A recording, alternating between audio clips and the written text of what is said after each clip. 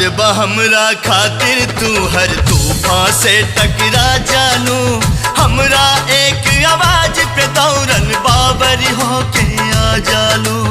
ओ दीवानी, ओ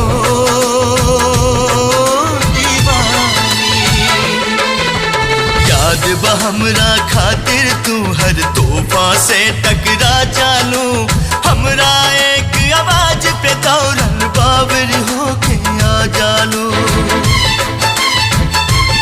फिर से तूफान से टकरा जा, आजा सुन के सदा तू आजा।